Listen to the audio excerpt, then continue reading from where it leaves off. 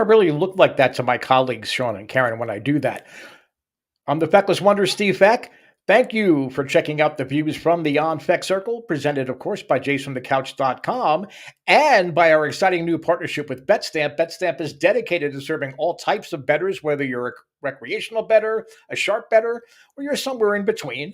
Now, the key features of the BetStamp app, which we can be downloaded from Google Play or the App Store, is you can do line shopping. By using the BetStamp app, you can line shop across all sports books to ensure you're finding the best value available for each wager and to save yourself some valuable time. You can also do verified bet tracking. BetStamp allows you to track verified bets across all major sports books, and this allows you to keep track of your different accounts and build a more solid portfolio as a bettor.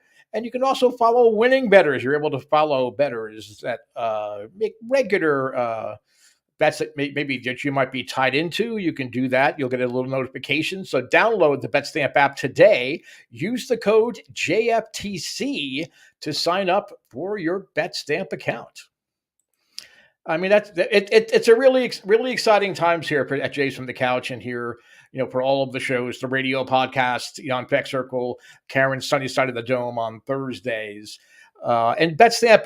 It's almost like a baseball reference for people that like to place a couple of bucks here on various bets, whether it's games, whether it's exotics. It's a really cool little app, and once you download it and sign up and connect your existing betting accounts, you're really gonna get into it. It's really nice because you can see the lines across the board. So if you want to maybe make an extra 10, 15, 20 bucks on a bet, you can do that simply by using the BetStamp app. So we're all excited about this partnership. We'll talk about it, throughout the off season, going into spring training, and we'll see what goes on beyond there.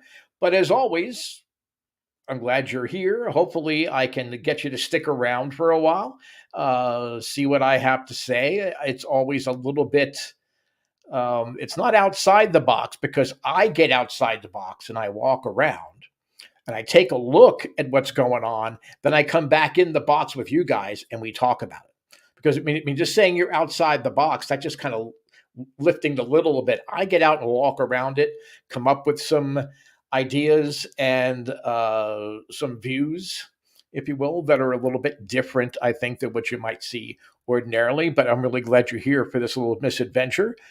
I'm going to, of course, talk about, as the designated shadow general manager of your Toronto Blue Jays, we're going to talk about a move that I personally would not have made, and I think perhaps could be considered a mistake, and I'll be able to explain to you the timeline wise. We're going to talk about a Fekless Wonder kicking off, but I do want to start off with a couple of ceremonial first pitches.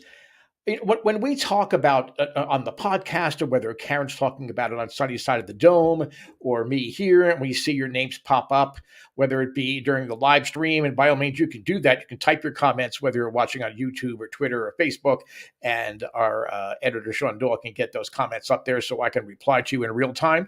Or you might be watching after the fact. I mean, we all do check the comments throughout the week. So even if you're commenting it on a Thursday, it doesn't mean that we can't get back to you and get a reply. But when we talk about the Jays from the Couch family, all of you out there are very much family.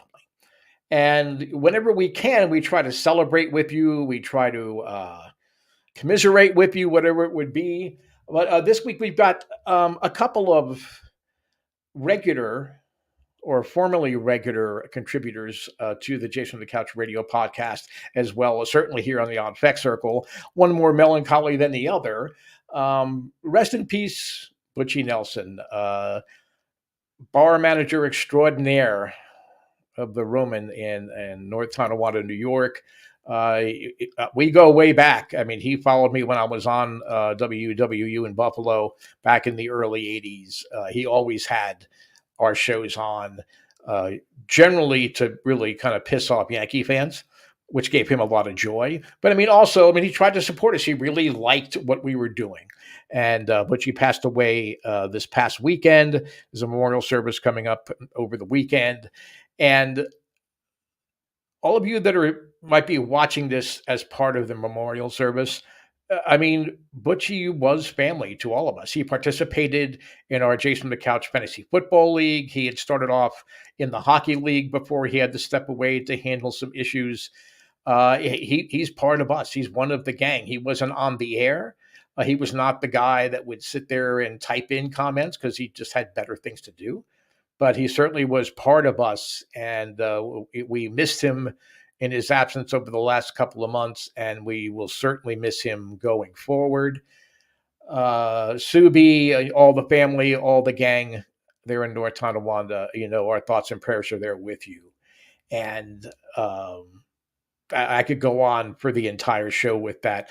But I mean, I want you listeners that are regulars that contribute and that jump in to know that we really do care about what's going on in your life and what's helping form your fandom. So it's not just me ranting and railing like in that little animated open for the show. I mean, I am like that. Yes, I understand. I am like that, but it's not all about me. It's about you. We want you to be part of our conversations. We want you to be part of our streaming broadcast. We want you to be part of Jays from the Couch experience.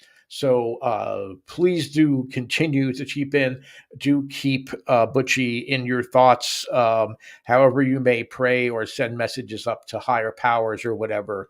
Please do keep Butchie, his fiance, Subi, and all of the people that knew and loved him up in North Tonawanda in your prayers. Now, it's not all melancholy. Okay. We had a regular contributor. She was on almost every particular show possible. When we were there, she was on my show. She was on Jason the Couch radio podcast with comments and always being supportive. She was a big supporter of our ALS campaign to help ALS Canada. She was always buying merchandise from our merchandise shop.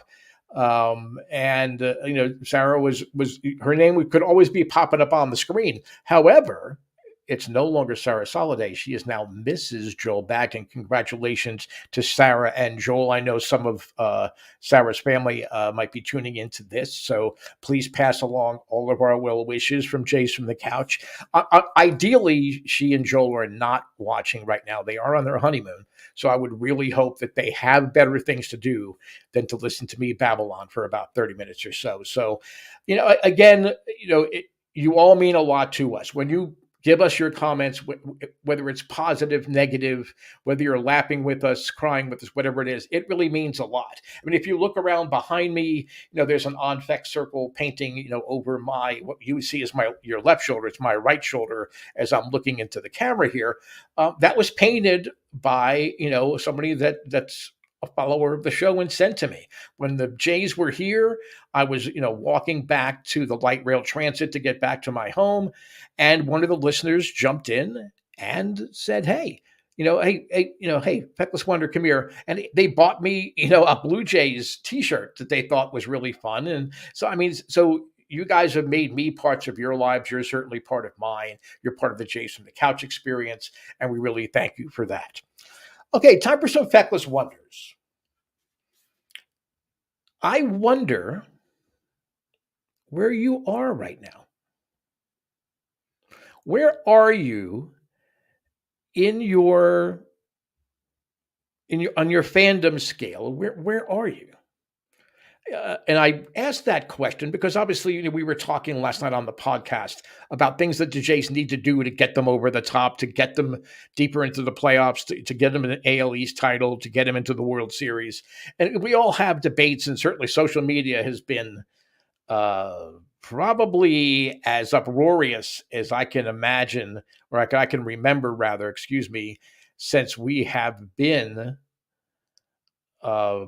since I've been part of the Jays from the Couch streaming and website business. There's a lot of split feelings and mixed emotions about what the Jays have done this offseason. And I tie that in because behind the scenes on our board, Karen Suter, Sunny Side of the Dome, Thursday, 6 p.m. Eastern Time, subtle reminder to make sure you tune in this Thursday, shared a tweet from a site called MLB Nerds. I guess they have some kind of podcast. I have to admit I haven't listened to them. I'll have to add them to my listening list. And they were talking about MLB offseason grades and report cards for all of for all the teams in the AL East. I went to their site. The AL East, I think, is the first one they put up, and they were grading the offseason. And of course, all the fans of the various teams were outraged by what the grades were. The Yankees were given an A. I think that is heavily weighted by Judge re-signing there. Though certainly, if you're bringing in Carlos, Rodon, it's hard not to give them a really good grade. But I think the Judge re-signing, I think that right in itself make sure that the Yankees have at least an A minus. That's where I would probably put what they did. I don't think they really made themselves better in the offseason in a lot of ways. The Rays were at an A minus, which I can live with. But I mean, personally, the Rays, with all the extensions they gave to younger players that were not yet, up for free agency, making sure they're tied up for a while, that not only adds to their trade value if they want to trade some of them away, but it also uh, creates some stability in the roster. They spent some serious money, whether it be the Wander Franco, mega contract. I mean, all the different things that the Rays have done, contracts that expired, like Kevin Kiermaier, who's now a J. That money's being spread around among the young talent that they have worked so tirelessly to develop. So I think A minus might be a little low. I'm a lot higher on the Rays than a lot of people at Jason from the Couch, and I think a lot of people in general are. The Rays are going to be sneaky good. I mean, I think that the two teams are going to be battling it out in the AL East. It's going to be the Rays and the Jays. They're going to be going deep into September, battling it out for that AL East title. I think it's safe to say both of those teams will be playoff teams, as are the Yankees. I can't foresee a situation where the Yankees are not a playoff team unless they suffer some really devastating injuries early in the season, and there's season-ending injuries that kind of fall over that way. I can see the Yankees stumbling that way. I think their starting pitching, I think, is better. It certainly there's more length to that rotation now. I'm not so sure about their bullpen as much. I think a lot of players have left, or have been let go or have been traded away. So it'll be interesting to see how their bullpen holds up. They gave the Blue Jays a B.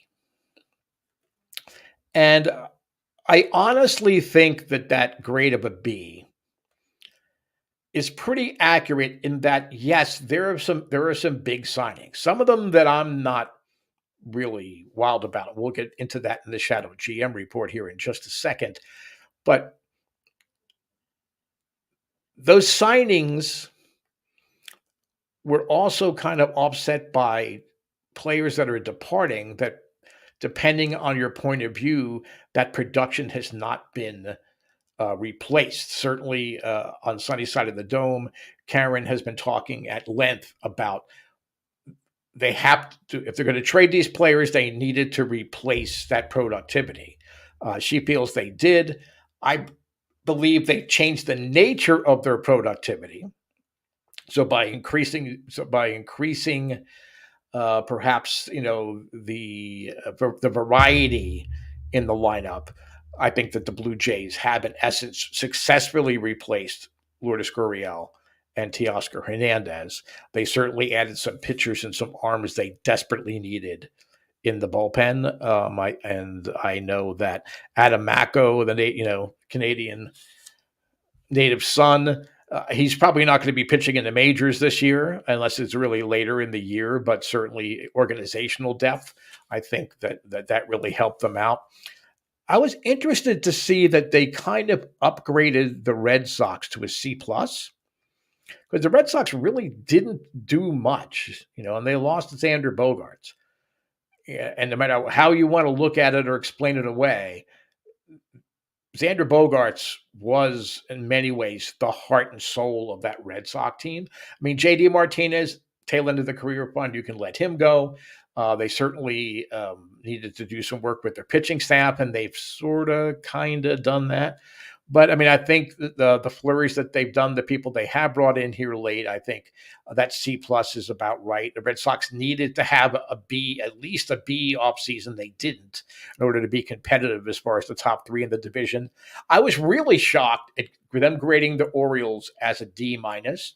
I think they're looking at quantity of transactions and not the quality of transactions. And sometimes subtraction actually leads to addition because you're creating opportunities for your younger players. The Orioles have the best farm system in the game.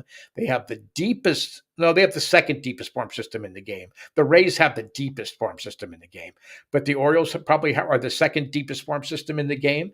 There's a lot of major league ready prospects, something the Blue Jays don't really have anymore. They've got a lot of solid prospects, but they're probably a good year and a half, 2 years away at best before they're going to contribute. But I thought the Orioles did a nice job bringing in some veteran arms, some veteran players to kind of balance out the roster.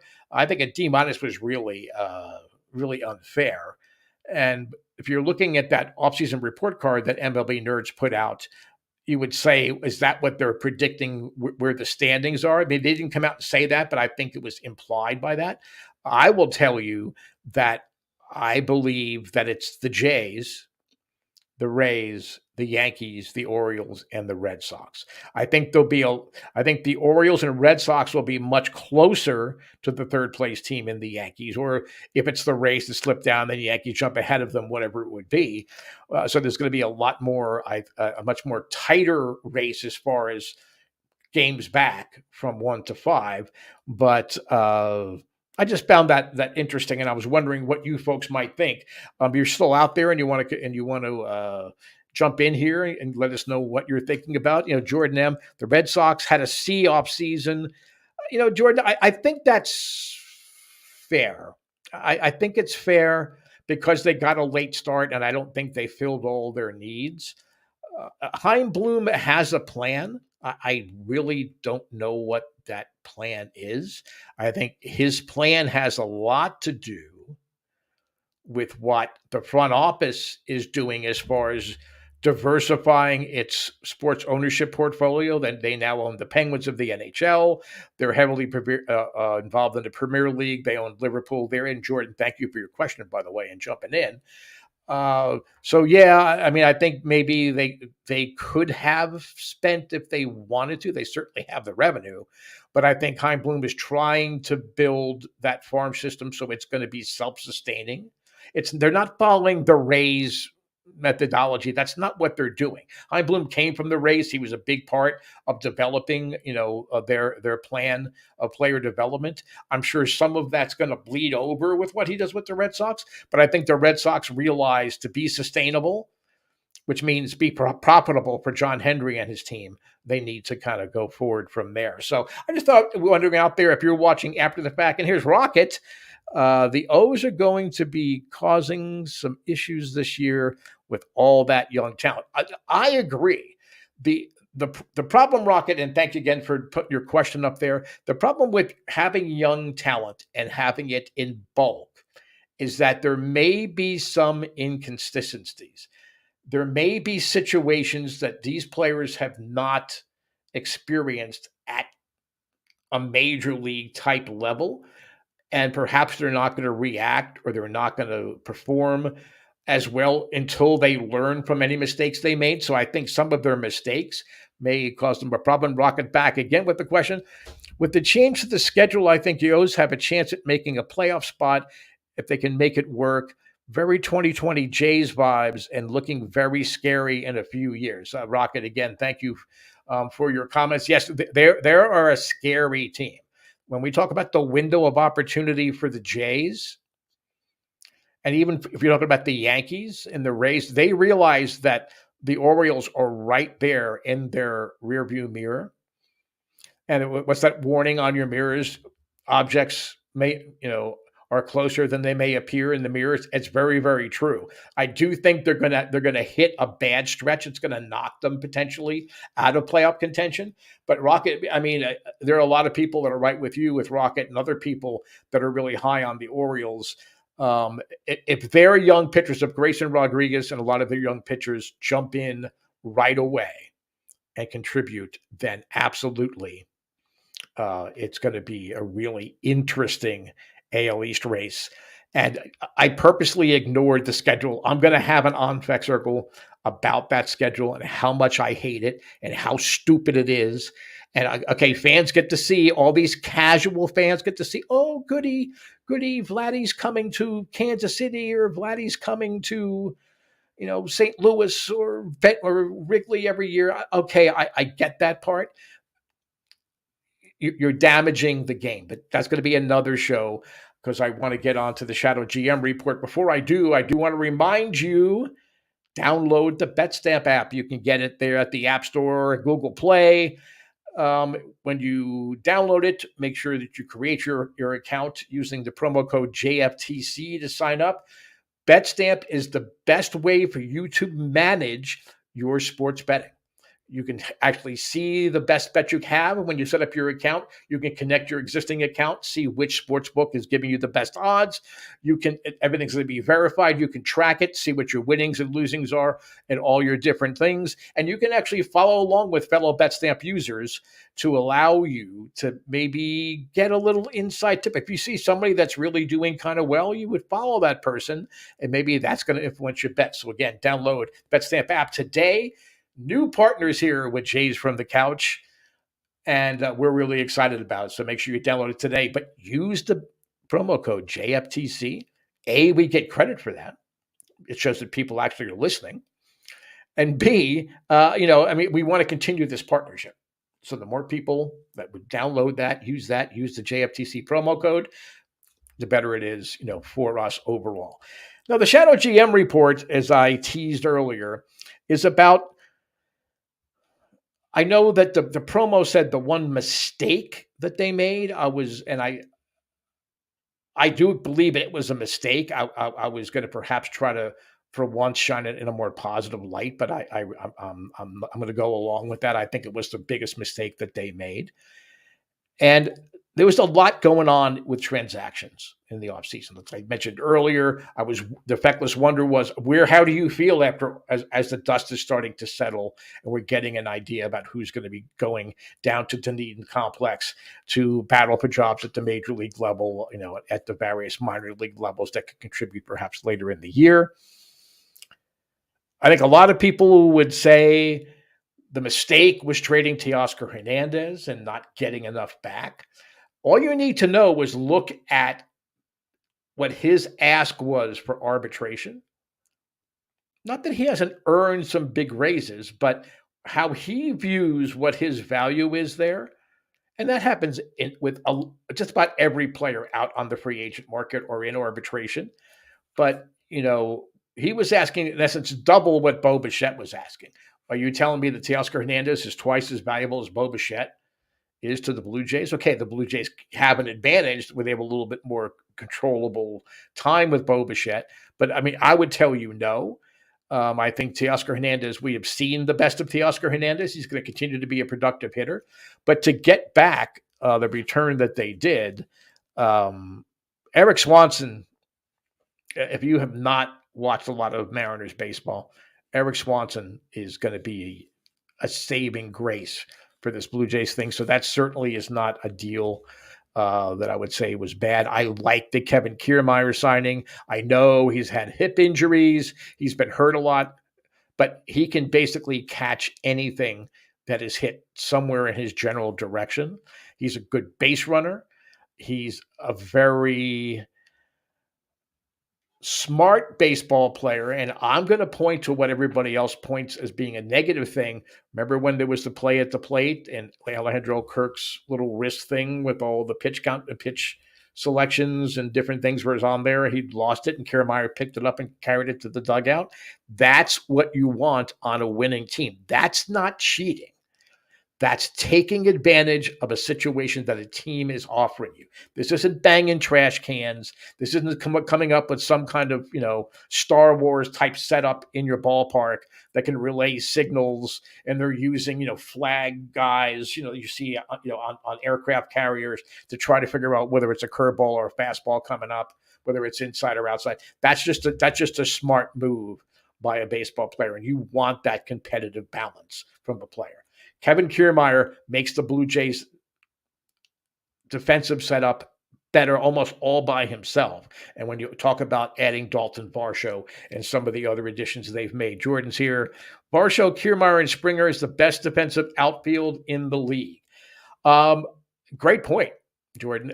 Now, I have to put the caveat on that. If they can stay healthy all year long, I'm not worried about Dalton Varsho. Dalton Varsho is the best acquisition this front office has made, even considering the quote-unquote high costs they paid, giving up Gabriel Moreno and giving up Lourdes Gurriel. It's the best acquisition this front office has made. I live in a National League city. I watch a lot of National League baseball. I watch a lot of baseball, period, because I have no life. But I mean, I've seen Dalton Varsho, and I know all the stat heads are like, well, the weighted stats when you factor this in and that in. I'm talking about what's happening on the field, what he does to make a lineup better. Dalton Varsho is the best acquisition, not free agent signing, the best trade acquisition this front office has made.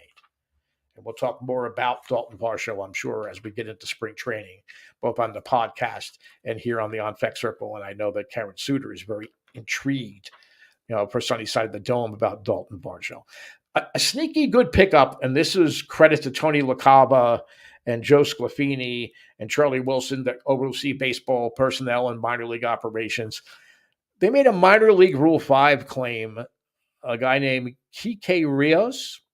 He was a really good catcher at the University of Hawaii. He's had some mixed bag success.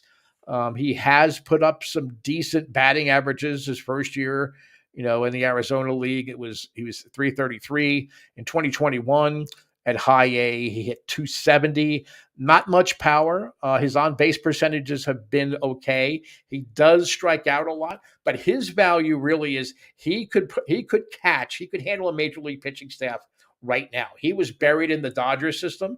He's a guy that can step up once he learns in spring training. If there's a Kirk injury or there's a injury to Jansen, I really think that Rios is going to be able to step in and handle the defensive end of the catching situation position. And I don't really care what a catcher hits. If he hits, that's great. But I'm more looking at what he can do. That's another sneaky thing. But my mistake, the biggest mistake that Ross Atkins has made, was signing Chris Bassett to a 3-year, $63 million contract. Was it necessary? Let's put aside for a second that we had that Stripling was maybe always destined to go to San Francisco. I don't believe that. He signed in San Francisco the day after that Bassett signed in Toronto. With that money, the extra money that he paid is about $10.5 million difference in 2023 as far as salary goes. Well, let's not look out beyond this year. That is money that could have been spent on higher leverage, higher quality relievers to add to the bullpen. I think as much as I like the Kiermaier signing, I think they could have added other players of more intrinsic value to a World Series team now. So signing Chris Bassett was a mistake. He's a very good pitcher. So was Ross Stripling. I do think that the rotation depth could potentially have been there. And that's putting aside Pearson and Kikuchi, who I think are going to be long relievers that are going to pitch some bulk innings and pitch valuable bulk innings. I'm talking about Matt White. I'm talking about other pitchers. Zach Thompson, who they acquired from the Pirates, he's going to turn some heads. Again, do all the stat heads like him? No, which is another reason why you should like him. But basically, I think the Chris Bassett signing, if anything's going to bite the Blue Jays in the butt this year, it's going to be that, because I still think that they have not filled the needs right away, and they're going to wait on players like Chad Green, who they signed today, and they're going to look to try to trade at the deadline to try to make yourselves better the last 2 or 3 months of the season. Rather that, Jays will have 4 starting pitchers making $20 million a season: Gausman, Bassett, Ryu, and Berrios. Jordan, good point. Ryu, if he contributes something, again, that's another guy that maybe you can want to consider him a trade deadline acquisition. We're running out of time here, so I don't want to go too much on that. But again, he could add valuable innings to that rotation. You didn't need to bring Chris Bassett. I think you could have had Ross Stripling at the same amount of money that he signed for in San Francisco. You could have saved yourself about $10 million, $10.5 million in 2023, and you could have done better than overpaying for Brandon Belt. I really wanted to go off on that tangent because signing Chris Bassett forced your hand to settle for a Brandon Belt and not some more of the impact bats that have been either moved around by trade or through free agency here. Now, we are a little bit over time, so I'm going to end here. I'm sure I'll rant and rail about this a little bit more. Thank you for tuning on into the On Fek Circle. It's every other week here until the season gets into full swing. 6 p.m. Eastern time on Tuesdays, radio podcast, Jason from the Couch radio podcast, Mondays, 6 p.m. Eastern time. And coming up on Thursday, it's Sunny Side of the Dome with Karen Suter, 6 p.m. Eastern time. You can watch it on YouTube. You can download it as a podcast. And of course, if you're downloading us as a podcast, go to the app stores and download the BetStamp app. Bet like a pro. We're really proud to be partnering with them. We'll be talking more about that, as the season goes on. Keep the faith, Blue Jay fans. I'm not sure they're a World Series yet. That has to be.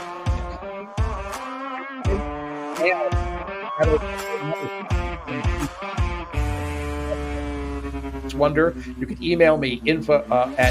You can email me at fecklesswonder@jasonthecouch.com.